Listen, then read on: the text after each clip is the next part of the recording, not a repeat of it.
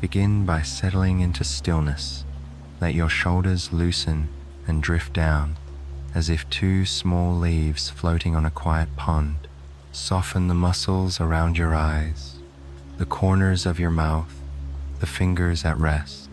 Take a slow breath in, as gentle as a curtain lifting on a summer morning. Hold it lightly, no effort, no strain, and then let the breath slip out, like a sigh that has been waiting all day to be released. Again, breathe in, tasting a hint of coolness. Breathe out, and imagine any lingering tension dissolving into the air. Your jaw unclenches, your forehead smooths. You are safe, you are warm, and you are welcome here. As your breathing finds its natural rhythm, picture a soft, silver rain beginning outside your window, fine threads of water descending in calm, steady lines, stitching the night together with a hush. Each raindrop lands with a quiet kiss on stone, on glass, on leaf. In your mind, you slip on a comfortable coat and step into this evening where the city has dimmed to a lantern-lit whisper. London, patient and old, looks back at you with kindly windows and familiar corners, the streets glistening as though polished for your arrival. You walk slowly, not to get somewhere, but to enjoy the being on the way. The pavement glows with reflected lamplight, pools of gold and amber gathering in the dips of the road. Your footsteps are soft within the rain's gentle percussion. From an upper window, a silhouette draws a curtain. From a doorway, a tabby cat blinks with the deliberate calm of a creature that understands the night. You pause to listen to the rain deepen, how it plays the railing like a harp, how it mists the edges of your coat. The air smells of wet stone and a hint of roasted chestnuts from a cart you can't see but somehow know is there. Ahead, tucked between a bookbinder's shop and an old hatter with a faded sign, a small cafe glows. Its name curves along the glass in delicate gold letters, the wren and thistle. You have never been inside, and yet you feel as if you've always known it. A bell above the door promises a gentle chime, the kind that doesn't startle, but announces you've come home. You rest your hand on the brass handle, warmed by so many hands before yours, and push the door open.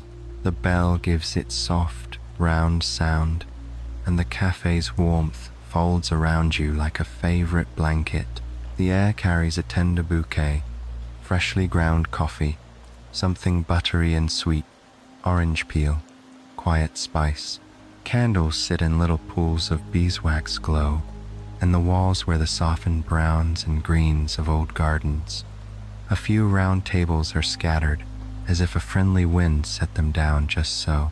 The floorboards creak gently under your steps, and the windows, fogged with breath and rain, turn the street outside into an impressionist painting. Evening, says a voice, warm as honey stirred into tea. From behind the counter emerges a person with grey at the temples and laugh lines that speak of good stories, Mr. Alder. His apron is flour-dusted, his sleeves rolled to patient elbows.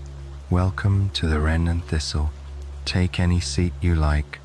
Rainy nights are our specialty.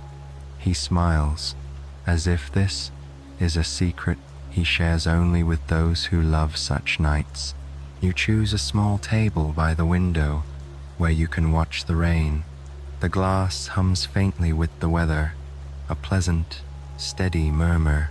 On the table sits a little vase with a single sprig of rosemary, its scent clean and comforting. You slip off your coat, draping it over the back of your chair, and feel the warm air stroke your skin. Time here doesn't rush. It unfolds at the speed of steam rising from a teacup. Mr. Alder appears with a leather-bound menu its corners softened by time. "We make a moonlit Earl Grey you might enjoy," he suggests. "Lavender, cornflower, and a whisper of vanilla for travelers who like to listen to the rain." He pauses, as if listening himself. "And perhaps a slice of spiced clementine loaf. It's a quiet sort of cake, knows how to sit politely beside a cup of tea." You nod, because your senses already agree, and he glides away, leaving you with the glow of candles and the hush of a room that understands what comfort means. On a shelf nearby, books lean on each other like old friends. Titles whisper of gardens, maps, and letters sent long ago. A small copper kettle sits on the counter, reflecting slow circles of light. Your breathing keeps its gentle tide as you watch the window bead and stream. Outside, a woman in a blue raincoat pauses under the awning to tie her scarf. Her reflection in the glass looks like a watercolor. Somewhere deeper in the cafe, a page turns. The sound is crisp and soothing, like a sail catching a friendly breeze. You notice the soft ticking of a wall clock, neither demanding nor stern, simply marking the present moment with patient kindness. Mr. Alder returns with a tray. He sets down a teapot the color of early morning sky, a cup and saucer thin as petals, and the slice of clementine loaf on a warm plate. The tea releases calm as it meets the air, bergamot's bright hush, lavender's velvety breath, the round sweetness of vanilla. The cake wears a glaze that glints, and the scent of gentle spice rises like a memory you didn't know you loved. "If you listen closely," Mr. Alder says, pouring the tea with care, "the rain will tell you where it's been. This shower started over a quiet orchard west of here, picked up the scent of moss from an old wall, learned the different footfalls of sparrows and wrens, and then came wandering into London, humming a tune about slate rooftops and chimney pots." He gives a small nod, the kind that doesn't ask for an answer. "I'll be nearby if you need anything."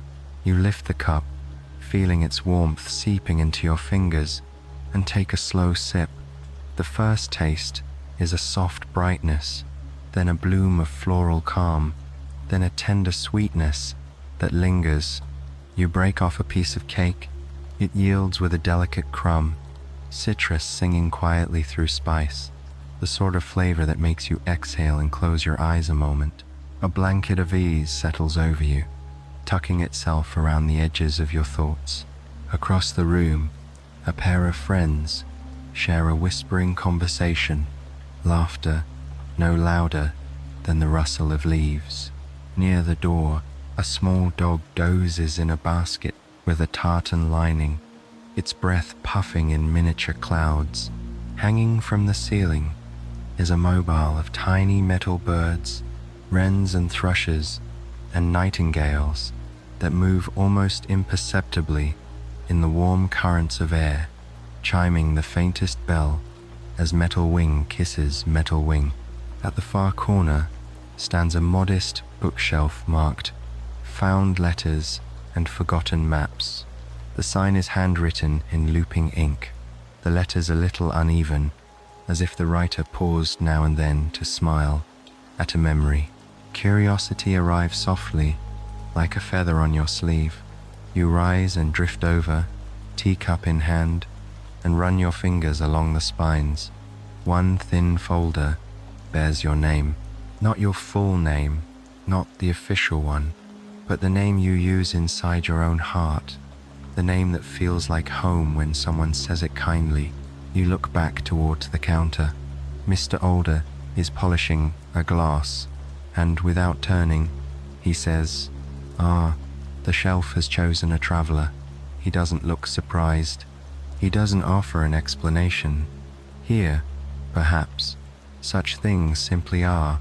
You ease the folder from the shelf and return to your seat, the dog in the basket, thumping its tail once in sleepy approval. Inside the folder is a single sheet of parchment, soft with age, scented faintly of rosemary, rain, and something like moonlight. The ink flows in graceful lines, addressed to you, though signed by no hand. It reads not aloud, but inside your mind, just where a lullaby might live. When the city grows soft and the streets shine like rivers, follow the sound of quiet cups and old stories. There, between the steam and the glow, you will find what you didn't know you were seeking, a place that remembers you kindly. Sit by the window, let the rain speak. Take the map not of streets but of moments. It will lead you to rest. You lift the parchment and find behind it a small map. No street names, no landmarks, only sketches of sensations.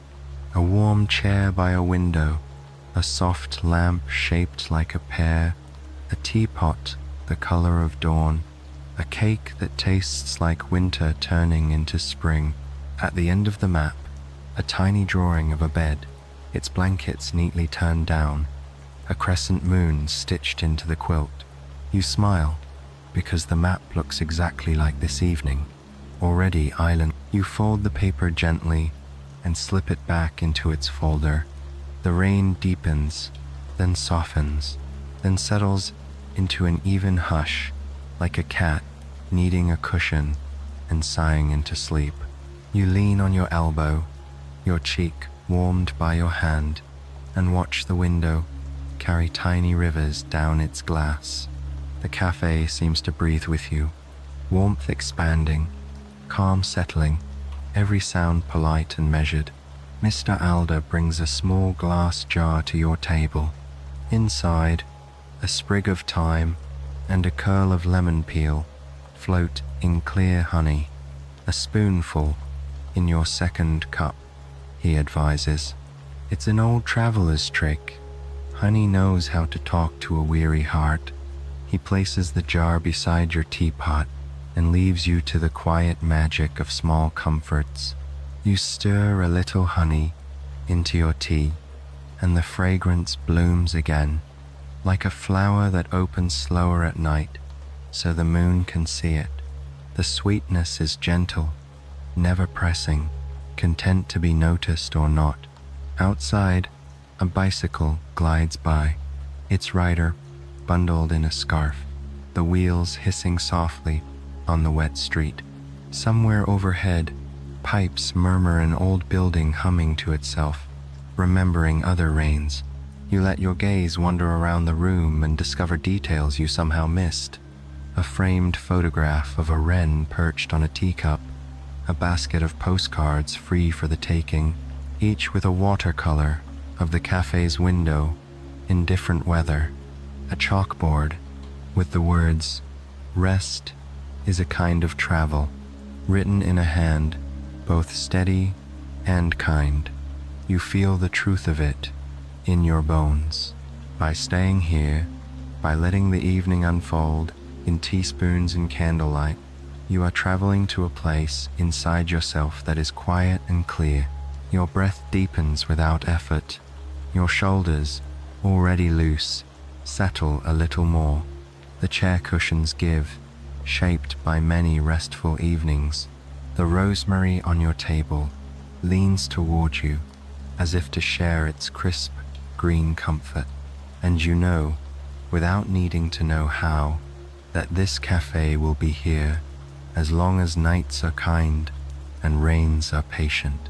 From the back room comes the faintest thread of music, something with a slow piano and a melody that turns like a page. You do not need to recognize it. You only need to let it braid with the rain in your breath and the calm in your chest. You take one last sip of tea, and a simple gratitude settles gratitude for the chair, the cup, the rain, the good fortune of a door that opened when you reached for it. When you look up again, Mr. Alder is there with a woolen throw, soft and light. "For your lap," he says. It's the cafe's way of saying good evening. He drapes it gently, and the wool holds a memory of Sunday, Stay as long as you like. You will. Outside, the city sighs, content to let the night be itself. Inside, you rest, wrapped in warmth and quiet, listening to the rain write lullabies on the glass. You sit quietly for a while, letting the woolen throw rest across your knees. Its weight is soft and reassuring, like the embrace of a dear friend. The cafe feels as though it has been waiting for you, not with urgency, but with patient readiness, like an armchair in an old library, content to sit empty until someone arrives to fill it. Your breathing continues at its slow, natural rhythm. Inhale, and you catch the mingling of tea leaves and beeswax candles. Exhale, and you feel any small cares dissolving into the warm air. The rain beyond the glass carries on in its steady song, a chorus of droplets playing the awnings and cobblestones. Each sound is distinct, and yet blends perfectly into the greater hush of the night. Across the cafe, a trio of candles burn low inside glass jars, their light dancing on the wood-paneled walls. Shadows move in gentle rhythm, swaying as if to a secret waltz. You notice how the golden glow smooths every corner, how it lends a softness even to the sharp edge of a chair, even to the polished brass of the counter. Everything seems rounded and forgiving, as though the light itself is whispering, "Rest, you are safe here." Mr. Alder tends to the counter, polishing silver spoons that clink with a subdued, pleasing ring. The sound is no sharper than the touch of rain, no louder than a sigh. He hums quietly, a tune with no words, no destination, a melody meant only for passing the time. You find yourself swaying a little to its cadence, your body relaxing into the rhythm without thought. On the windowsill near your table sits a small potted ivy, its leaves trailing down as though curious about the world outside. Beads of water on the window shimmer like tiny lanterns as the ivy leans toward them. You reach out and brush a leaf gently with your finger. It responds, not by moving, but by being exactly what it is, alive, steady, a quiet companion. When Mr. Alder notices your gaze on the ivy, he smiles softly. "That one came here long ago," he says. "Someone left it on the step one morning, and the cafe kept it. Plants know where they belong." He pours hot water into the kettle again, the steam rising in elegant swirls that join the candlelight. You take another sip of tea, this time slower, savoring not just the flavor, but the warmth that travels from your lips, down your throat, into the quiet core of your chest. The honey lingers gently, reminding you of sunlit fields, even as the rain continues outside. A faint citrus glow of clementine rests on your tongue, mingling with spice, grounding you in this very moment. A pair of travelers enters, two figures in long coats, their scarves dotted with rain. The bell above the door chimes its soft announcement. They shake off the damp and laugh in low voices, not to disturb but to share their delight at the warmth. Mr. Alder greets them with the same honeyed tone he offered you. They settle by the far window, speaking in a language you do not know, but whose cadence feels like a lullaby. The presence of others does not intrude. It enriches the air, like instruments joining a quiet orchestra. You watch as one of them places a small notebook on the table, its pages already soft with ink and handling. Perhaps they write poems of the rain. Perhaps they sketch the shape of cafes like this one, collecting comfort in graphite lines. Whatever their story, it fits here. Everyone does. From the ceiling, the mobile of birds turns just slightly. A wren glimmers in candlelight, its wings cut from brass. For a moment, you imagine the little bird fluttering down, perching on the rim of your teacup, tilting its head at you as if to say, "Yes, You belong here too. Time loses its edge in this room. Minutes no longer tick in straight lines, but fold into one another, like soft fabric layered upon itself. You don't feel the need to count them. Instead, you sink into the sense of being carried, like a leaf floating on calm water. Mr. Alder returns with a small lantern, its glass panels etched with swirls. He places it on your table, and the light it casts is softer still, diffused into shapes that remind you of starlight seen through morning mist. Sometimes the rain dims the candles, he says. Though you know the candles are steady, you understand his gesture as one of kindness, not necessity. Through the softened glow, you glance again at the folder. You discovered the parchment and map, still tucked safely inside. Though you haven't opened it again, you feel its presence, like a heartbeat echoing alongside your own. Perhaps you will explore more of its secrets later. For now, you are content to let it rest. The rain grows heavier for a moment, a richer drum against the awnings. But even this sound carries no sharpness. It is like a lull in music, where the orchestra swells not to wake, but to reassure. You lean back, wrapped in the throw, and close your eyes. You imagine the rain painting the rooftops silver, running down chimneys like threads of light, filling the gutters with gentle rivers that carry away everything unneeded. You drift into the sensation of being both inside and outside, at once warm, safe, sipping tea, while also wandering the rain-slicked streets in your imagination. The cafe holds both worlds for you, offering the rain to your ears and the warmth to your skin.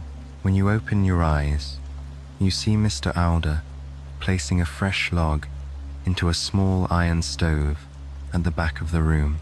The wood catches with a soft crackle, and a faint scent of cedar joins the air.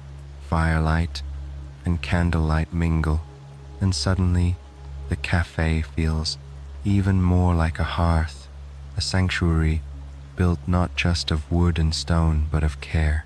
You let out a breath you didn't know you were holding, and with it, release another layer of the day. You feel lighter now, as though you've left something outside with the rain. The night stretches ahead, but you are in no rush. You know that each moment here is a stepping stone in a long, calm journey, and the journey has only just begun. The log in the stove has caught fully now, sending out a steady warmth that spreads across the room like the gentle embrace of an old quilt. You feel it brush against your legs beneath the throw, sinking into your skin and easing deeper all the way into your bones. Every part of you seems to breathe a little more easily, as though the fire itself has joined in your quiet rhythm of inhaling and exhaling. The rain continues outside, softer now, almost like a conversation held just beyond the window pane. You notice how the drops land with different voices, some tapping lightly on the glass, others sliding down in slow ribbons, still others bouncing from the awning in tiny silver sparks. Together they create a language you can nearly understand. It speaks of journeys across rooftops, of gutters guiding rivers to secret places, of puddles that become mirrors for street lamps and stars. Your eyes wander across the cafe again, discovering more small details you hadn't noticed before. Near the counter, a wooden stand holds an assortment of umbrellas, each different from the next. A deep green one with a curved handle, a striped one with a tiny brass clasp, a plain black one worn smooth with use. You imagine the stories they carry, how each has walked through different rains, sheltered different shoulders, perhaps even crossed oceans. Here they rest together, like old travelers exchanging quiet tales. The two guests at the far window continue their low conversation. Occasionally, One points toward the rain, and both smile, as though seeing something familiar and comforting. Their notebook lies open between them now, a few lines written in looping script. You cannot read the words from here, but the sight of them makes you feel part of a greater story being told this night, one written by many hands at once. You sip more tea, the warmth sliding into you with gentle persistence. The honey has mellowed, leaving just a hint of sweetness on your tongue. You break another piece from the clementine loaf, its spice tender on your palate, and you savor the way citrus and warmth linger long after you swallow. Mr. Alder approaches your table once again, this time carrying a tray with a small glass cloche. Beneath it rests a single candle, unlit. He sets it down and says softly, "This is the rainlight candle. We light it only on evenings like this, when travelers wish to listen more deeply to the weather." His smile carries no hint of mystery, only kindness. He strikes a match, and with care sets the wick aglow. At once, the candle releases a subtle fragrance, fresh earth after rainfall, mingled with a trace of mint and something like the sweetness of grass at dawn. The scent weaves into the room so gently that you feel you've known it forever. You close your eyes for a moment, and the aroma makes the rain outside seem closer, as though drops are falling upon soft moss just at your feet. "Every candle remembers a storm," Mr. Alder says in his quiet voice. "This one remembers a spring rain that fell in Hyde Park many years ago, a kind of rain that made the birds sing, even as the sky wept." He gives a nod, then returns to the counter, leaving you with the candle's memory. You sit back and listen more closely. The rain does sound like song now, not sorrowful, not heavy, but steady and clear, a lullaby sung by the night itself. You let it wash through you, and with each passing measure, your body feels more at ease. The folder with the map rests where you left it, and you trace its edge lightly with your fingertips. You think of the little drawings it held: the chair, the lamp, the bed with the quilt. The cafe seems to know your path even before you walk it, and somehow that feels reassuring rather than strange. Perhaps tonight is about remembering comforts you already carry within yourself. Outside the window, a carriage rolls by, its wheels sending ripples across the puddles. Lantern light swings gently from its side, glowing like a moving star in the mist. You watch until it vanishes into the wet dark, leaving behind only the steady song of the rain. The mobile of birds above you stirs again. This time the faint chime rings clearer, a note like glass touched by a fingertip. You look up, and in the flicker of the candle, it seems as if the brass wren has shifted slightly, its beak pointed toward you, its tiny metal eyes reflecting the flame. You smile at the thought that even the smallest ornaments here wish you comfort. The ivy at your windowsill bends just so, catching a droplet of condensation sliding down the glass. The leaf trembles with the weight of water, then steadies, content to hold it. It seems a small reminder that even gentle burdens can be borne with grace. You take a deep, slow breath. The candle's fragrance, the warmth of the stove, the rain's chorus, all of it fills you with a sense of belonging. Here, in this quiet cafe, there is nothing to do, nowhere to hurry, no need to think beyond this moment. The bell above the door chimes once more. A woman in a long, flowing cloak steps in, her cheeks rosy from the cool night air. She carries a small violin case, water beading along its surface. Mr. Alder greets her warmly, as though she is a friend returning home. She smiles, places her case on a nearby chair, and shakes the rain from her cloak. "Would you play for us?" Mr. Alder asks gently. The woman nods, her eyes twinkling with a kindness that matches the cafe itself. She opens the violin case, and soon the first notes rise soft, lingering, as though spun directly from the rain outside. The melody weaves through the room, not a performance but an offering, something meant only for this night and these few gathered souls. You close your eyes again, and the music folds itself around you.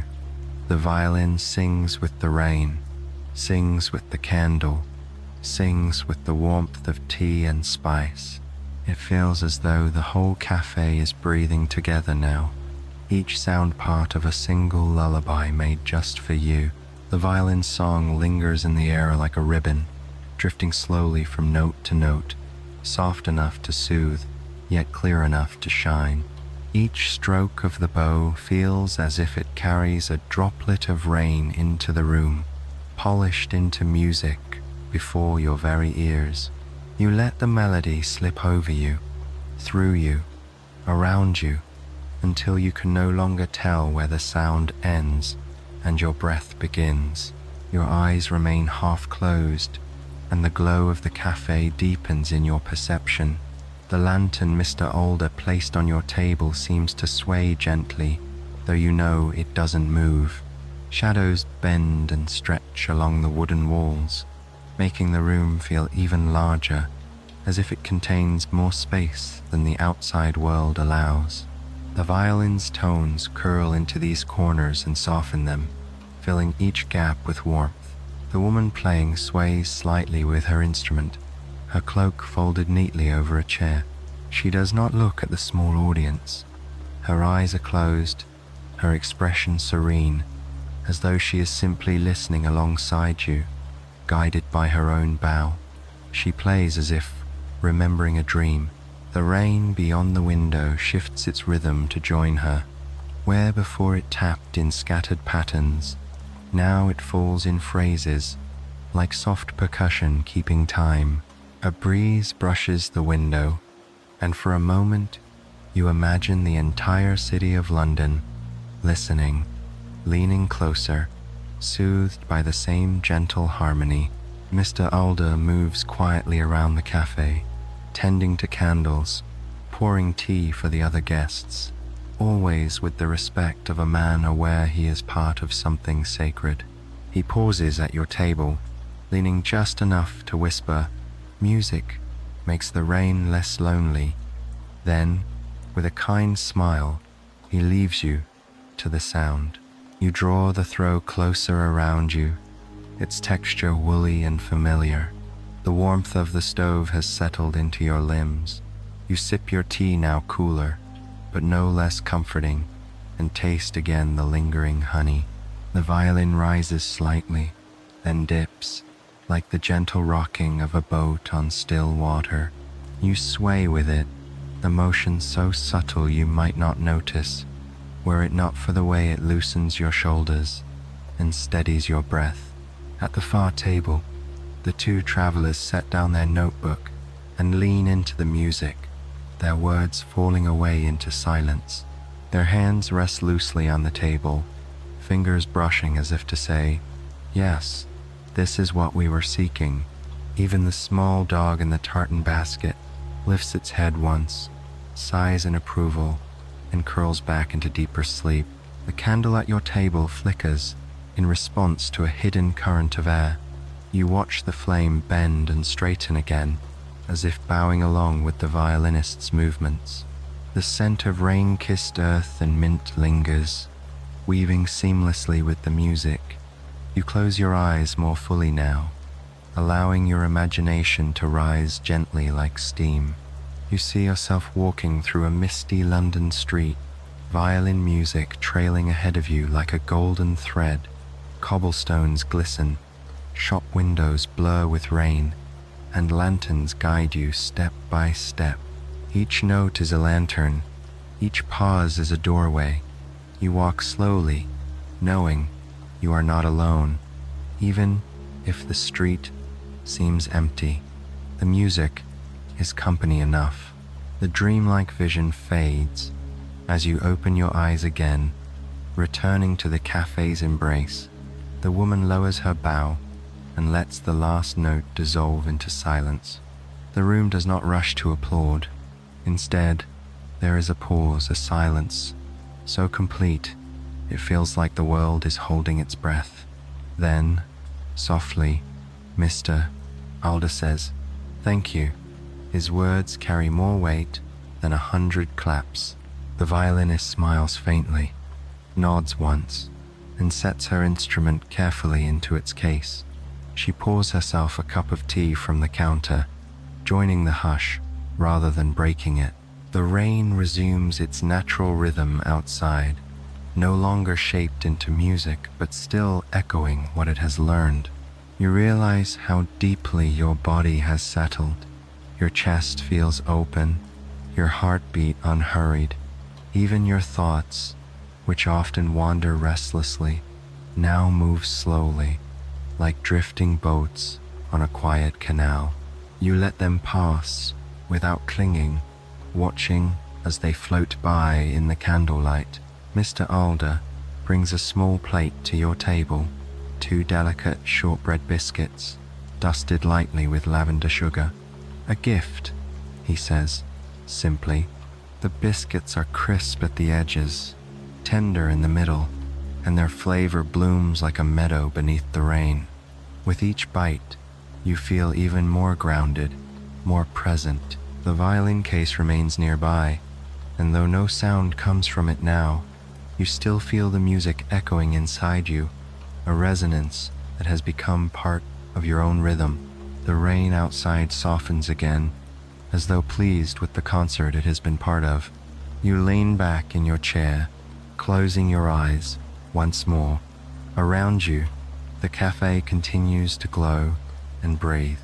Somewhere, the clock ticks with its kind patience. Somewhere, a candle sputters before settling into steady light.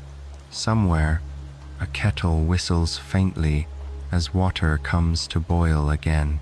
Everything continues, and you continue, with it resting, breathing, listening, and so the night deepens, with the violin's lullaby still humming gently within your heart. The hush that follows the violin's lullaby is its own kind of music, a silence filled not with emptiness, but with fullness, as though the room is holding a gentle memory in its hands. You sit in it for a while, feeling the weight of calm resting over your shoulders like the woolen throw across your lap. The rain outside has softened once again. It no longer falls in sheets, but in patient drops, steady and unhurried, like ink falling slowly onto parchment. The windows glow with the street lamps' blurred halos, golden circles dissolving into the silver mist. You watch them for a time, your gaze soft, until they no longer seem like lights at all, but like moons reflected in water. On your table, the candle burns low, its fragrance now faint, but still tender. The scent of rain and mint lingers only in traces, as though it knows its work is nearly done. You run a fingertip along the rim of your teacup, feeling the smooth porcelain, listening to the soft, hollow note it gives back. The cafe has tuned itself to quietness, every sound chosen, every gesture slow. Your attention drifts once more toward the modest shelf at the far corner, the one marked "Found Letters and Forgotten Maps." Something about it keeps drawing you. Perhaps it is the way the sign leans just slightly to the left, or the way the spines of its books look well loved but never dusty, or perhaps it is the memory of the folder you already found there, the one that seemed to know your name. You rise slowly, taking your cup with you, and walk across the room. The floorboards creak, but their sound blends into the harmony of rain and stove crackle. The air near the shelf feels a little cooler, as if the books themselves hold a draft from other times, other places. You run your fingers along the spines again. Some are leather-bound, others plain and cloth-covered. One carries a faint embossing of a star, another a small golden bird. This time, you notice something new. Tucked just behind the row of books is a slender drawer, almost hidden. The handle is nothing more than a brass circle, worn smooth. You tug it gently, and the drawer slides open with the sigh of wood that hasn't hurried in years. Inside rests a collection of postcards, neatly stacked, their edges curled just slightly. You take one from the pile and study it. The image shows the very cafe you stand in, the wren and thistle, but painted in watercolor. In the picture, the cafe glows warmly, while the street outside is wet with rain, just as it is now. But when you look closer, you notice small differences. A different pattern of ivy at the window, a slightly taller stove, a lantern hanging in a spot where none hangs now. The painting feels like a memory of the cafe from a night long ago yet still alive. Another card reveals the cafe again, but in winter. Snow piles on the roof, icicles cling to the eaves, and the windows radiate with a golden warmth against the deep blue night. You almost feel the hush of snow in the air, a different but equally comforting silence. You look through several more. Each card shows the cafe in a different season. Spring blossoms drifting past its windows, summer evenings with doors flung wide, autumn leaves swirling at its doorstep. Each painting holds the same glow, the same sense of welcome.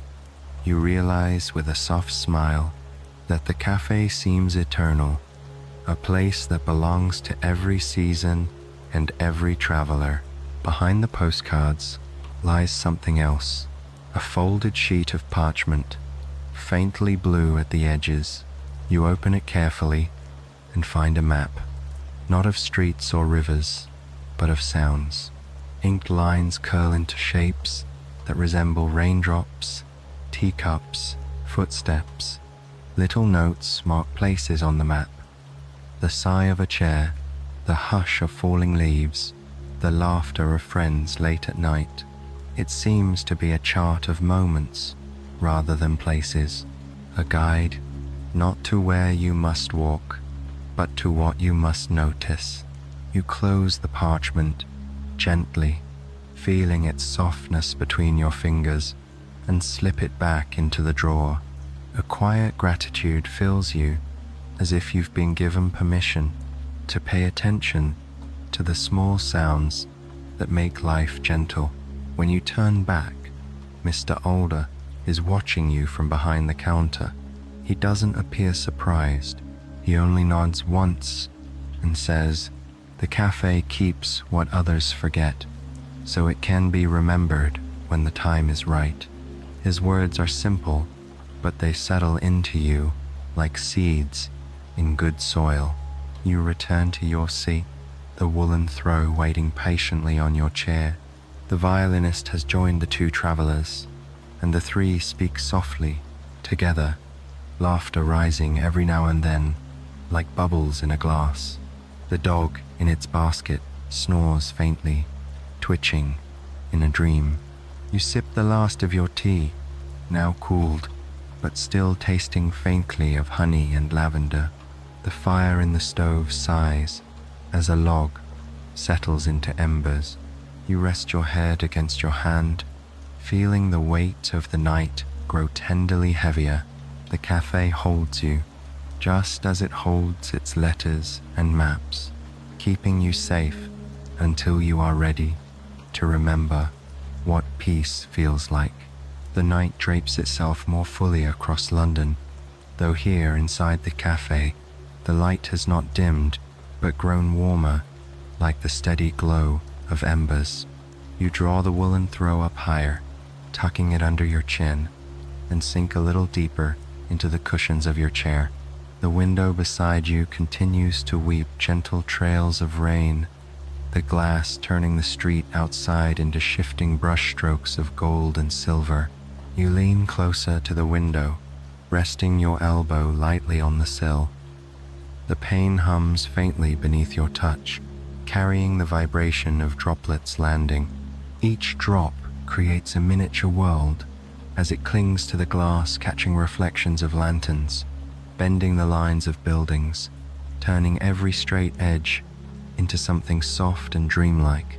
You find yourself tracing one droplet as it slides downward, gathering tiny companions on its journey until it disappears into the sill below. The air near the window is cooler than the rest of the cafe, but not unpleasantly so. It carries the scent of wet stone and a whisper of chimney smoke from somewhere farther down the street. You breathe it in deeply, feeling it cleanse and steady you before exhaling into the warmth behind you. The contrast between cool and warm creates its own rhythm, like waves lapping gently at a shore. Mr. Alda notices your gaze and approaches with a tray. Upon it rests a small, lidded pot of cocoa, its steam curling upward in slow spirals. Beside it is a mug shaped like a rounded pebble, heavy in the hand. "The rain likes chocolate too," he says with a smile. "It sweetens the night." He pours the cocoa, and the rich, velvety scent rises to greet you. A hint of cinnamon and nutmeg follows, subtle as a secret. You cradle the mug between both hands, savoring the heat. The first sip is deep and smooth, a comfort that spreads outward, warming your chest, your arms, even your fingertips. It feels less like drinking and more like receiving a gentle embrace. You close your eyes and allow the flavor to linger, its sweetness carrying notes of quiet spice, its warmth reminding you that you are held, cared for, understood. Outside, a carriage lantern passes again, casting its light briefly through the mist before fading into the rain. You notice the faint reflection of yourself in the glass, softer than usual, less defined, as though you, too, are becoming part of the dreamlike night. The cafe holds you in such gentleness that even your reflection looks restful. On the other side of the room, the violinist has placed her case back on the floor, leaning it against her chair. She listens now, her chin resting on her palm, her expression one of serene contentment. The travelers beside her share a plate of bread and jam, breaking pieces slowly, talking only when the words seem necessary. Their conversation is unhurried, punctuated more often by smiles than by sentences. The clock on the wall ticks on, but not as a reminder of passing time. It ticks like a lullaby, steady, patient, soothing. Each sound folds into the rain, the stove, the soft breathing of the cafe's guests, creating a harmony of quiet life. You glance again toward the found letters and forgotten maps shelf. Though you do not rise this time, you feel its presence, as though it is still whispering to you. The memory of the sound map lingers in your mind, reminding you to notice the small things, the sigh of the chair as you shift, the faint whistle of the kettle, the crackle of a log breaking into embers. Each sound is part of your journey tonight. Your cocoa cools just enough to drink more deeply. With each sip, you feel a sense of calm seeping further into you, like water soaking gently into earth. Your eyelids grow heavier, though not with sleep just yet, rather with a softness that invites you to see everything more slowly, more lovingly. You rest your cheek lightly against your palm and gaze outward once more. The rain has slowed, its drops spaced further apart, but each one rings clearly against the glass, like a solitary bell. The street outside seems nearly empty now, as if the city has given itself over to rest.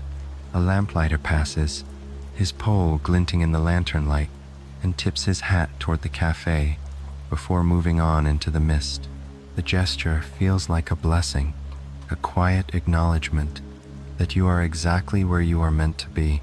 You sip again, letting the cocoa's warmth anchor you in the moment. Inside, the cafe hums with safety. Outside, the rain sings of peace. Between the two, you rest, perfectly balanced, perfectly at ease. The night stretches deeper, yet feels no darker. Here, wrapped in warmth beside the window, you sense that time is not something to measure, but something to float upon like a river that carries you without asking for effort. You close your eyes once more and listen to the rain, to the fire, to the cafe, to your own breath, all of it steady, all of it gentle, all of it yours. The cocoa lingers in your hands, warm even as it slowly cools, the last of its steam curling like delicate ribbons into the candlelight. You tilt the mug gently, watching the dark liquid sway, its surface catching the glow of lanterns, like a tiny night sky contained within. With each sip, you feel more anchored, as though each taste settles you deeper into the embrace of the cafe. Around you, the air hums with peace. The fire in the stove has found its rhythm, logs breaking into glowing coals with an occasional soft sigh. The scent of cedar has mingled now with chocolate, honey, and spice, making the room feel like a storybook pressed open. You breathe it in, and each inhalation feels like reading another page. Mr. Alder moves slowly around the cafe, tidying, though nothing here ever seems untidy. His hands pass over surfaces not in need of polish, his movements more like rituals of care than chores. He places a fresh candle on the counter, strikes a match, and the flame blooms with a sigh. You watch the light spread, its reflection multiplying in the cafe's glass jars, turning simple vessels into lanterns of their own. The violinist, now seated quietly, leans back with her eyes closed, a gentle smile on her lips. The two travelers continue writing in their notebook, though now their words are slower, more like sketches than paragraphs. The little dog in the tartan basket stirs, rolls onto its side, and snores again, the sound small and endearing, like the purr of an engine that runs only on comfort. At your table, the folder from the shelf lies waiting. You touch it once more, fingertips brushing its edge, and feel its paper cool and smooth. You decide not to open it again just yet. Instead, you let it rest, trusting that when it is ready to share more, it will. For now, the cafe itself seems to be telling you its story, in whispers and sighs, in light and sound. Mr. Alder returns to your table, carrying a small tray. Upon it sits a ceramic bowl, shallow and wide, filled with something that shimmers faintly. When he places it down, you see floating petals, lavender, rose, and chamomile resting gently on the surface of warm water. "This is our bowl of quiet blossoms," he says softly. "It doesn't need to be drunk, only watched." You lean closer, and the fragrance drifts up floral and calm, but not overpowering. The petals drift slowly, turning with the tiniest currents of heat, like boats on a still pond. Watching them, you feel your thoughts slow to match their pace. The bowl becomes a mirror for your own calm, reflecting how even the smallest movements can be steady, graceful, unhurried. "Every traveler leaves a story here," Mr. Alder says, not as a question but as a simple truth. He glances toward the bowl. "Sometimes the petals remember them." He smiles kindly, then leaves you with the blossoms. You sit back, gazing at the petals as they float. You imagine the countless people who have sat in this cafe before you, Writers, wanderers, neighbors, dreamers, each leaving behind a trace of their presence, a sigh, a smile, a line of ink on paper. Perhaps the cafe collects these fragments, just as it collects letters and maps, and offers them back in the gentlest of ways. The rain outside resumes its steady rhythm, soft but sure, as if to remind you that stories are still being written beyond the glass as well. You let your gaze drift outward, watching a lone passerby with an umbrella move slowly down the cobblestones, their reflection doubling in the puddles below. Their steps make no sound you can hear, but you imagine each footfall joining the night's quiet song. The bowl of blossoms continues to shimmer. One petal brushes another, and they turn together, companions on a slow journey. You breathe deeply, letting the sight draw you deeper into calm. You notice your breath aligning with their pace, as if each inhalation carries a petal toward you, and each exhalation sets it gently adrift again. The cafe seems to hold its breath with you, every sound softening. The violinist's chair creaks lightly as she shifts. The travelers set down their pen, sharing a look that needs no words. Even the dog has grown still. For a moment, it feels as though the entire cafe is wrapped in the same pause, the same shared silence, the same story, told without speaking. Your cocoa is nearly gone, but you do not mind. Its warmth remains in your chest, just as the violin's lullaby remains in your memory. You rest your hands on the table, palms open, feeling the wood beneath your skin smooth, polished by years of travelers who, like you, once rested here. The candle at your table burns lower, its flame small but steady, a reminder that even the quietest light is enough. You close your eyes for a moment, listening to the rain, the fire, your breath, and the unseen stories drifting through the air. The cafe has given you its stories tonight, and gently, without needing to be told, you realize you are now part of them too. The steady tick of the cafe's clock begins to call your attention, not with insistence but with the patience of a trusted companion. Each second that passes feels less like a measure of time and more like a heartbeat, a quiet reminder that life itself moves gently forward. The clock hangs above the stove, its wooden frame darkened with age, its hands gliding smoothly over a cream-colored face.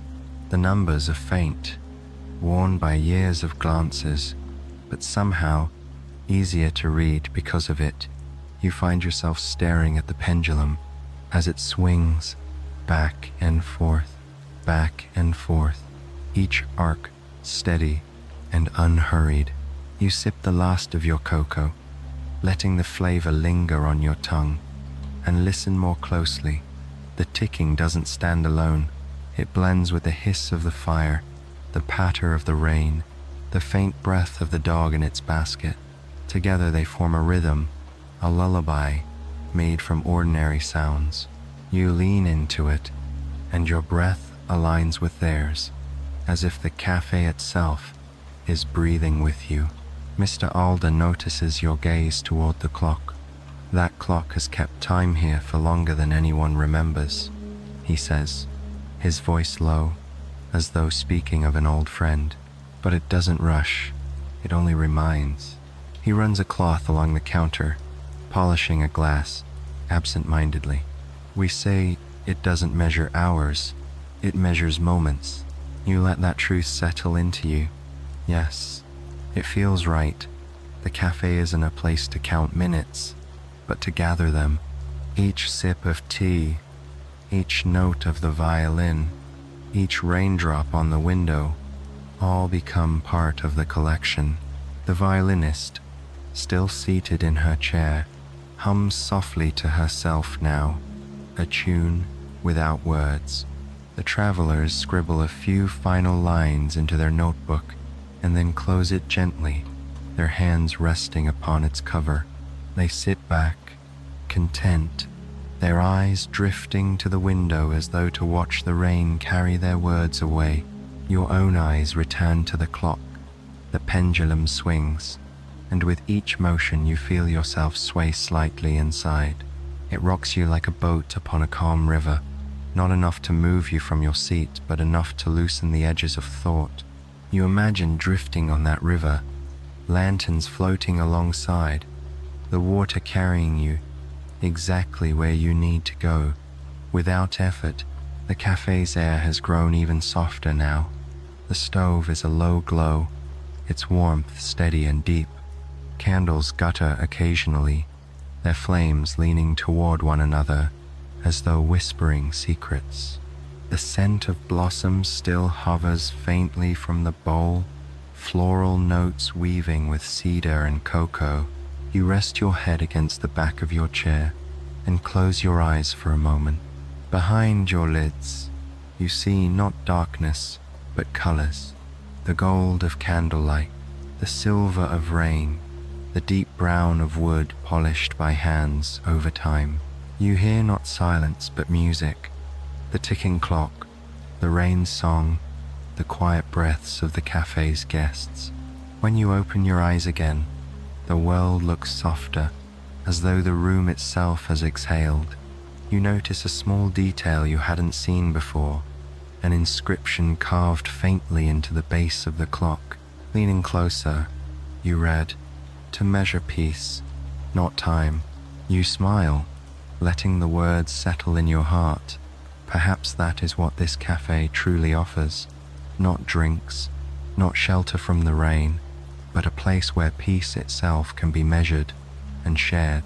Mr. Alder glances at the clock too, as if he knows you've seen the inscription. He nods, his eyes twinkling. "It keeps the best time, doesn't it?" he says. You nod back, unable to put into words what you feel. The pendulum swings again. The rain taps, the fire sighs, the cafe breathes, and you, wrapped in the woolen throw, sitting beside the glowing window, feel yourself become part of the clock's rhythm. Each second that passes is not lost but given back to you, gently, as a gift. The inscription on the clock lingers in your mind. To measure peace, not time. The words feel like a gentle refrain, one that continues even as the rain softens into a hush against the window. You let the rhythm of the cafe hold you for a while, the pendulum's steady swing keeping you anchored in calm. Your gaze drifts once again toward the far shelf, found letters and forgotten maps. The drawer where you found the sound map seems to beckon. Curiosity stirs, not with urgency, but with the quiet invitation of a door left slightly open. You rise slowly, wrapping the woolen throw around your shoulders, and cross the room. The drawer slides open with the same patient sigh. Inside, beneath the stack of postcards, you notice something you hadn't seen before. A bundle of letters tied with a faded ribbon. The ribbon itself is frayed, but it holds firmly, as though protecting something cherished. You lift the bundle gently and return to your table, setting it down beside your empty cocoa mug. The letters are written on thick parchment, the kind that carries weight, not only in hand but in presence. The ink has faded to a soft brown, each stroke flowing with care. You untie the ribbon, and the first letter unfolds easily, as though waiting to be read. The words are simple. To whoever finds this, know that you are not alone. The rain is never only rain. It is the world reminding you to rest. Sit, breathe, listen. The cafe will hold you as it has held me. There is no name at the bottom, only a small drawing of a lantern. You fold the page carefully and open the next. This one carries a different hand, the script, looping and playful. We laughed here until the candles burned low. If you find this letter, smile for us. will be smiling with you across the years. The parchment smells faintly of cinnamon, as though it has absorbed the cafe's essence. The third letter is shorter still. I left my sorrow here once, and when I returned, it had turned into peace. May it do the same for you. Reading these words, you feel the cafe around you lean closer, as if acknowledging its own history. The letters are not meant to be solved or explained. They are fragments of comfort left behind, like petals on the surface of the blossom bowl. You realize with quiet certainty that you are holding the memories of countless travelers who, like you, sought shelter in this place. Mr. Alder approaches, his steps light. He glances at the letters and smiles. "Ah, you've found the drawer of echoes," he says softly. "The cafe keeps them, so each visitor knows they are part of a larger story." You nod, touched by the thought. The letters don't feel like relics, they feel alive, as though their writers are still seated somewhere nearby, sipping tea, listening to the rain. You place the letters gently back into the bundle and retie the ribbon. As you do, you notice a fresh piece of parchment tucked at the bottom of the stack blank, its surface waiting. A pen rests beside it, as if placed there intentionally. Mr. Alder sets a small ink bottle on your table. "Every traveler may leave a word, if they wish," he says. His tone is not insistent. It is simply an offering. You rest your hand on the blank parchment for a moment, feeling its texture, imagining what you might write. You don't need to decide now. The page will wait, just as the cafe always waits. The fire shifts softly, casting a deeper glow into the room. The violinist hums once again, this time only a few notes, like a lullaby being remembered. The travelers sip their tea in silence, their notebook closed but resting warmly between their hands. You sit back, the letters return to their drawer, the blank page still before you, and feel a quiet joy. It is not the joy of excitement, but the joy of belonging, of being part of a story that began long before you and will continue long after. Outside, the rain eases further, each drop more distinct now, as if the night is writing its own letters upon the cobblestones. You watch the window, the world beyond blurred and softened, and feel yourself blur to your edges, dissolving into calm, into peace. The cafe breathes, the clock ticks, the letters wait, and you, gently, let yourself rest deeper.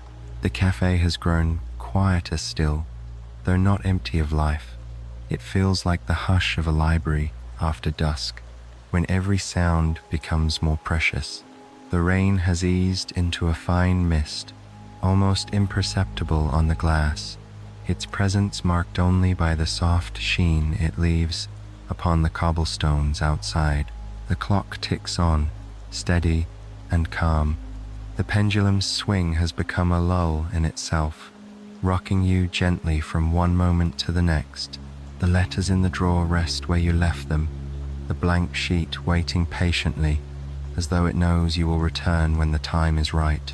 Then, the bell above the door gives its soft chime. A new figure enters, wrapped in a dark coat, rain still glistening on the shoulders. Their presence does not disturb the room. Rather, it settles into it, as though the cafe had been expecting them all along. The stranger removes their hat, shaking loose droplets, and looks around with eyes that seem both weary and kind. Mr. Alder greets them warmly, guiding them to a table near the stove. A cup of steaming tea is placed before them almost immediately, as though prepared in advance. The stranger nods in quiet thanks, their face illuminated by the glow of the fire. Something about them feels familiar, though you know you have not met. Perhaps it is the way they sit, shoulders softening, as if the cafe itself is unburdening them, or perhaps it is simply that everyone who enters here carries the same need to rest, to be held by warmth and quiet. The violinist glances toward the newcomer and hums a few notes, as though in greeting. The travelers lift their cups slightly in silent acknowledgement. Even the dog in the tartan basket opens one eye, gives a slow wag of the tail, and drifts back into sleep. You watch as the stranger reaches into their coat pocket and pulls out a small object. At first you think it is a book, but as the firelight touches it, you see it is a journal, bound in worn leather. They open it carefully, the pages thick and lined with writing, some loose papers tucked between. The stranger takes a slow sip of tea, then begins to read, their expressions softening as though finding comfort in their own words. Mr. Alder leans near your table, noticing your quiet interest. He brings his own stories, he whispers kindly. Sometimes they echo with the ones already here. The thought fills you with warmth. You imagine the cafe as a great tapestry, woven from countless threads, letters in drawers, postcards on shelves, journals carried by travelers. Each one adds its own color, its own pattern, its own quiet truth. You sip the last of your cocoa, now cooled, and set the empty mug aside. Your body feels heavier in the best way, as though you are settling more deeply into yourself. The rain outside thins further, leaving the street glistening, reflecting lanterns like liquid stars. The stranger closes their journal after a time and simply rests their hands upon it. Their shoulders ease, their eyes close. The cup of tea steams steadily, untouched for the moment. You realize, with a tender smile, that even they too have been caught in the cafe's embrace. The violinist picks up her instrument once more, but she does not play a full song this time. Only a few long-drawn notes rise into the air. No melody, only sound like mist turned to music. The tones float through the cafe, joining the tick of the clock, the sigh of the fire, the breath of the rain. You close your eyes, letting the notes rest upon you like a shawl. Behind your lids, you see the cafe's light, the strangers who come and go, the letters and maps, the blossoms floating in bowls of water. All of them together form a single truth, that rest is not solitary, but shared, passed gently from one soul to another. When you open your eyes again, the stranger meets your gaze for a brief moment. They nod, once, not intrusively, but with a quiet recognition, as if to say, yes, we are both part of this story now. You nod back, and the moment passes easily, naturally, like a raindrop sliding down glass. The cafe holds steady, timeless as ever. The fire glows, the clock ticks, the letters wait, and you, wrapped in warmth, feel yourself drifting deeper into the heart of the night. The cafe feels softer now, as if the very air has thickened into comfort. Each breath you take is warm, carrying hints of cocoa, cedar, and candle wax. You notice how your shoulders have dropped lower, your hands resting more loosely in your lap, your body surrendering to the hush. The stranger by the stove has finished their tea. Their journal lies closed on the table, one hand resting lightly upon it, as though guarding not secrets but memories. They appear content, the kind of contentment that comes only when the heart has been given permission to rest. Mr. Alder moves with practiced gentleness around the room, tending to small details that seem unnecessary, yet somehow essential.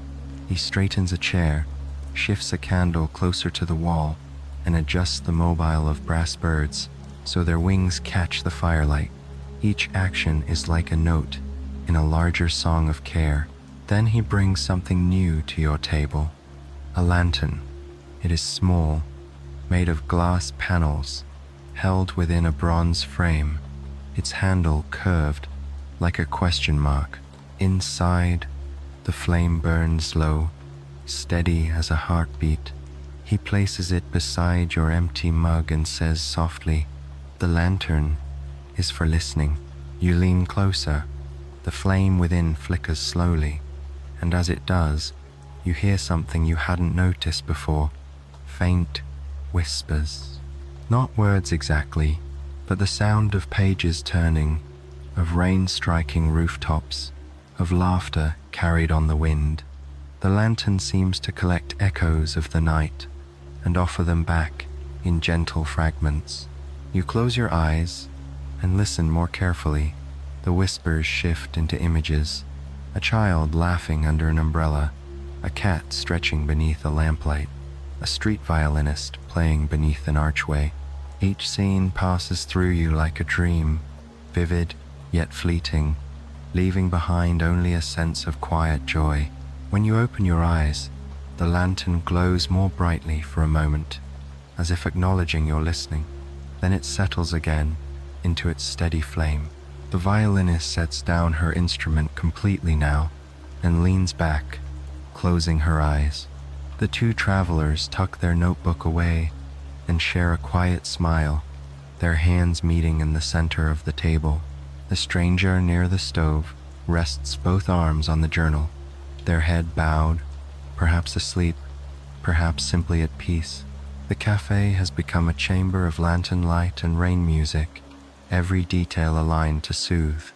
Even the clock seems quieter now, its ticking no longer sharp but round, as though cushioned by the night. You sip the water Mr. Alder has placed by your side, cool and clear, the taste grounding you. The lantern's glow reflects upon the glass, creating tiny golden ripples. For a moment, it feels like you are drinking light itself. Mr. Alder lingers nearby, his hands folded behind him. "Lanterns remember things too," he says, in his unhurried way. "They hold the gentle parts of the night, so you can carry them when you leave."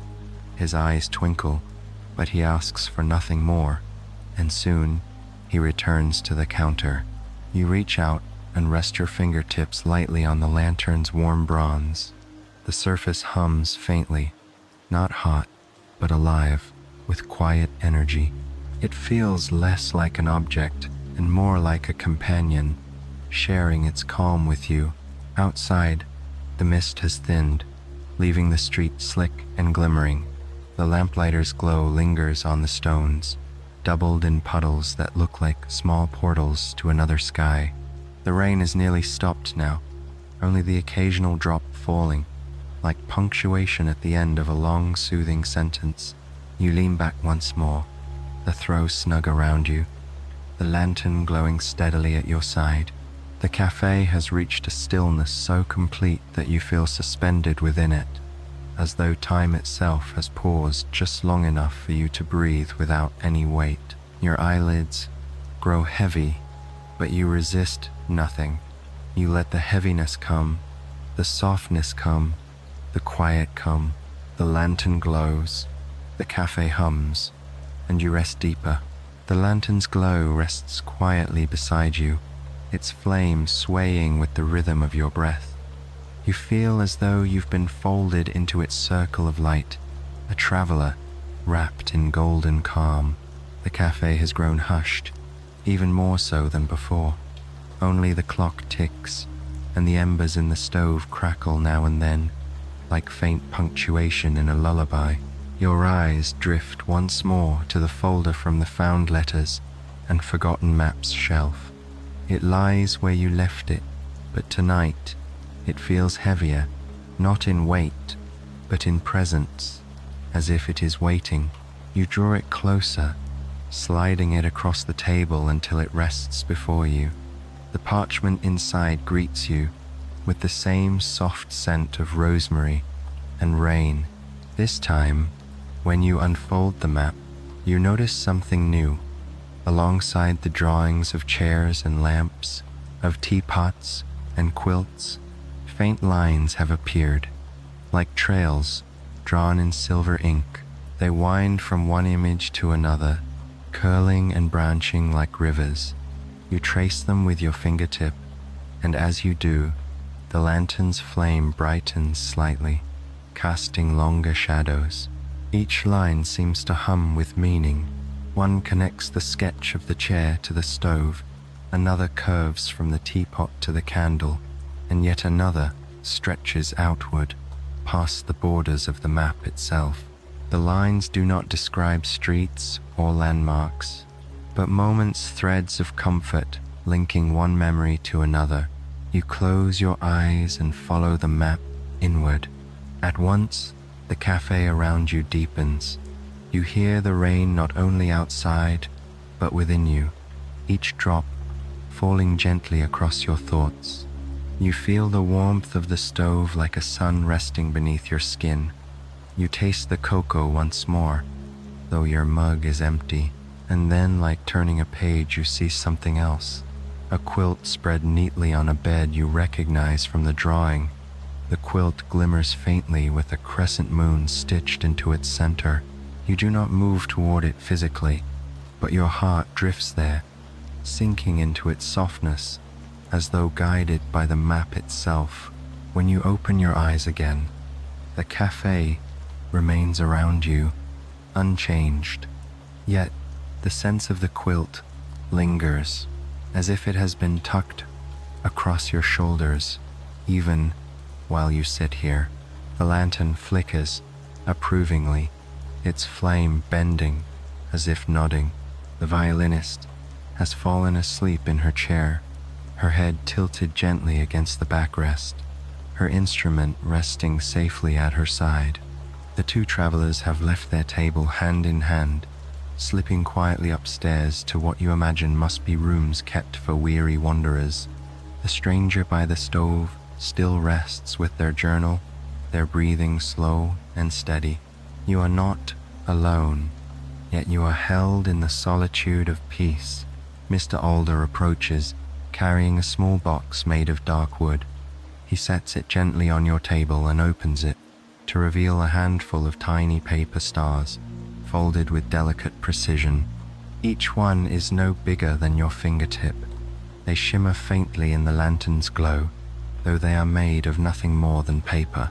Dreams others left behind, Mr. Alder explains softly, each one folded with care. You may keep one, if it speaks to you. You reach in and lift a single star. Its paper is smooth and cool, the folds neat. Holding it, you feel a quiet hum, as though it carries someone's hope or wish. You place it gently beside the map, and it seems to belong there, nestled among the sketches of comfort. The clock ticks on, its inscription to measure peace, not time ringing true. The cafe feels less like a building now, and more like a map itself, guiding you towards stillness with every sip, every sound, every shared silence. You fold the parchment carefully and return it to its folder, laying the paper star atop it. You sense that both will wait for you, ready to continue the journey whenever you are. The lantern flickers again, its light softening, and the cafe seems to exhale with you. Outside, the rain has stopped entirely. The street lies still, glistening like a river of silver beneath the lamps. And you, resting deeper in your chair, feel as though you are already following the map into dreams. The cafe is quieter than ever now, its silence not empty but full, like the pause between heartbeats. The rain has ceased entirely, leaving the windows clear but misted with the memory of its passing. Outside, the cobblestones shine like polished silver, reflecting the lanterns, as though the street itself has been turned into a river of light. You sit with the map and the paper star resting on the table, the lantern's glow soft beside them. For a while, you simply breathe, letting your chest rise and fall, in time with the pendulum's swing, in time with the cafe's own steady pulse. Then Mr. Alder approaches once more, carrying a brass key.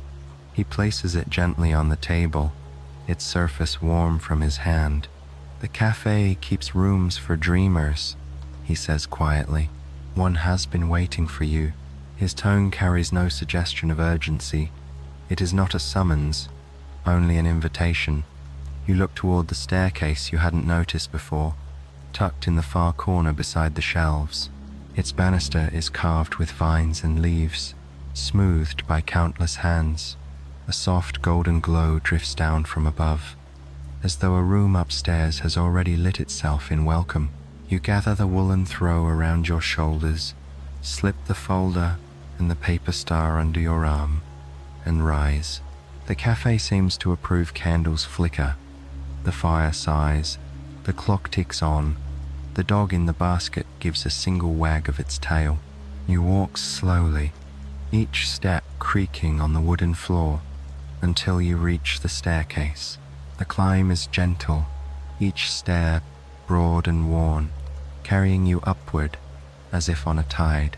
The lantern's glow follows you, though you leave it behind on the table, its light reaching farther than it should. Halfway up, you pause to look back. The cafe below glimmers like a painting, the violinist asleep in her chair, the travelers vanished to their room, the stranger resting by the stove, and Mr. Alder tending the counter, as though time itself is his companion. At the top of the stairs, you find a hallway lined with doors, each painted in muted tones of green and blue. Brass numbers mark them, but faintly, as though the digits were never the important part. You feel drawn to one in particular, a door with a small carved crescent above the frame. The key slides into its lock smoothly, as though it has been waiting only for your hand. The door opens without resistance, revealing a small room bathed in lamplight. The first thing you notice is the bed. It stands beneath a sloped ceiling, dressed in a quilt stitched with patterns of stars and moons, its fabric soft and inviting. A single pillow rests at the head, plump and white, as though fluffed just moments ago. A faint scent of lavender lingers in the air, woven into the very fabric of the sheets. Beside the bed is a low table with a glass of water and a sprig of rosemary in a jar. The window opposite looks out onto the quiet street, where the last drops of rain glisten like tiny jewels. Curtains of deep blue are half drawn, swaying slightly as though stirred by a dream rather than wind. You step inside and feel the room's embrace. It carries the same peace as the cafe below, but distilled, concentrated, like the final note of a lullaby held in stillness. You place the folder and paper star on the bedside table, then sit upon the quilt. The mattress yields gently, as though shaped to your rest. You lie back, pulling the quilt over you, and the fabric greets your skin with warmth. Your body seems to sigh of its own accord, every muscle loosening, every thought softening. You glance toward the window one last time. Outside, London sleeps beneath its silver cloak, the lantern still glowing, the streets still shining, but all of it at rest. The clock downstairs ticks on faintly, its rhythm still reaching you, steady as a heartbeat. You realize you could follow it into dreams as easily as following the map. On the bedside table, the paper star glimmers faintly in the lantern's remembered glow. It looks as though it is waiting to travel with you into sleep. You close your eyes. The bed holds you, the quilt covers you, the cafe surrounds you, and as your breathing slows, you feel yourself being carried not away, but deeper into the gentle river of rest. The quilt embraces you with its gentle weight, like the arms of someone who has always known how to hold you just right. Its fabric is soft and faintly textured, stitched with patterns of moons, stars, and winding rivers that seem almost alive in the lamplight. As your hand drifts across its surface, you feel the raised threads beneath your fingertips, each one a path leading quietly into dreams. The pillow beneath your head cradles you perfectly, neither too high nor too low. It carries a subtle scent of lavender, blending with the rosemary sprig on the bedside table. The fragrance wraps around you like an invisible lullaby, soothing your thoughts before they can wander. The window lets in a faint glow from the lanterns on the street below. Their reflections shimmer across the wet cobblestones, turning the road into a ribbon of stars. You gaze at them for a time, half dreaming, half awake, until they blur softly and seem to float upward into your ceiling, as if the night sky itself has crept into your room. The quilt warms you steadily, and soon the patterns stitched upon it seem to move. The crescent moon shifts slightly, its curve deepening into a smile. The stars scatter gently, like golden petals drifting across dark water. The rivers ripple faintly, carrying you along their flow. You close your eyes, and the quilt's patterns unfold into dream. You find yourself walking along a path stitched into its fabric. Each step is soft, as though taken upon cloud. The moonlight above is gentle, casting silver upon the river that winds at your side. Stars bloom like flowers, opening one by one as you pass. A lantern hangs from your hand, perhaps the very one left downstairs, its light pooling before you, showing you the way. But the path is not meant to be traveled quickly. It is a dream path, where every step is a resting place, every breath a destination. You pause beside the river and kneel.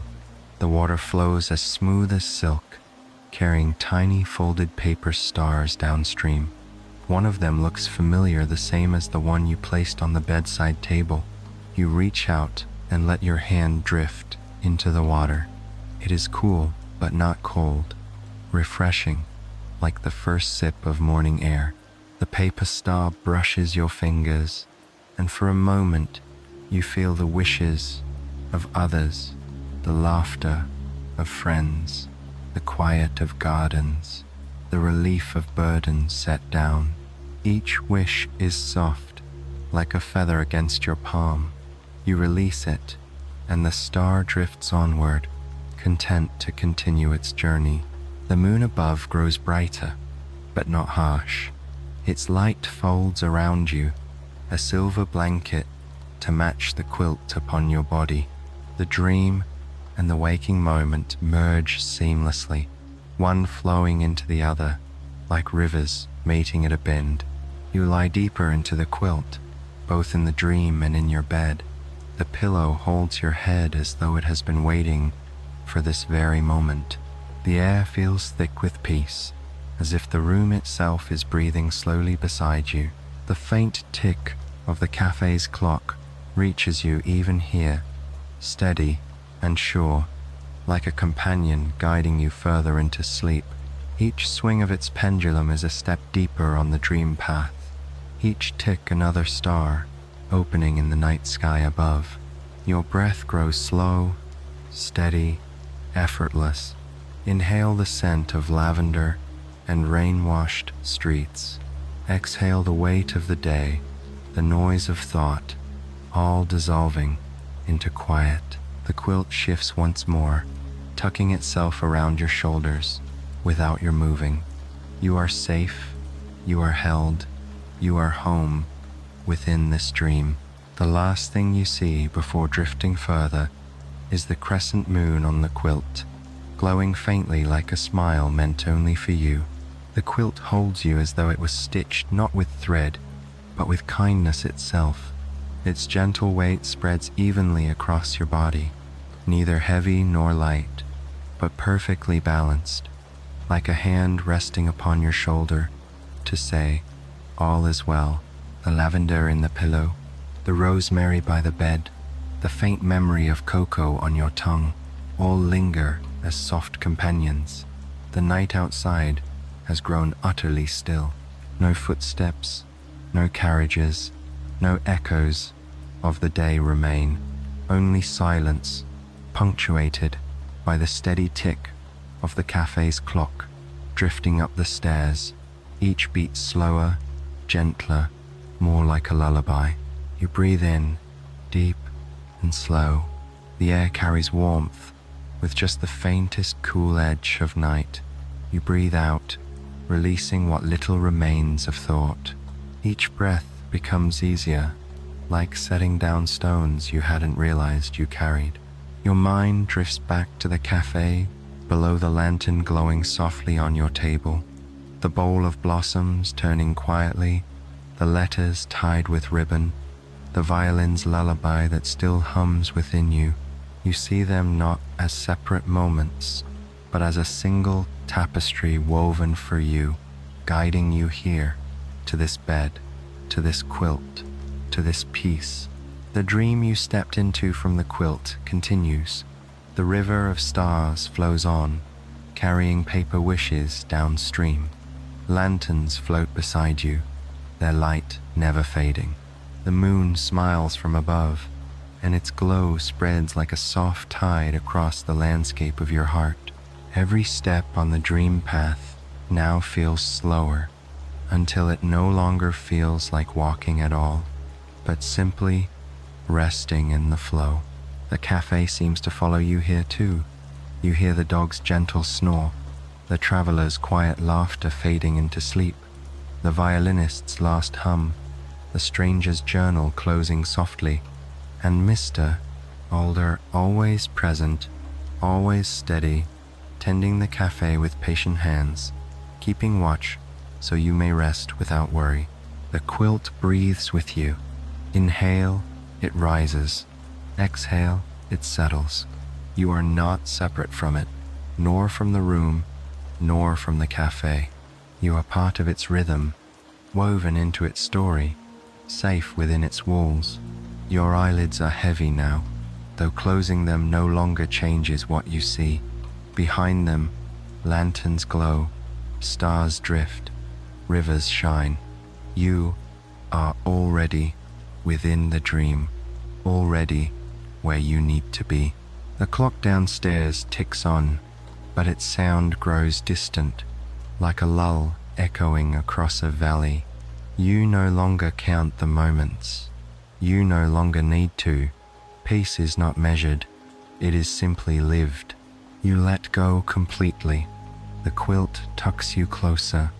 The pillow cradles your head.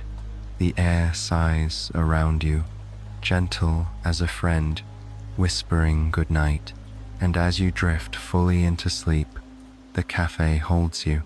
The rain has passed, the night is calm, and you are safe, warm, and endlessly at rest.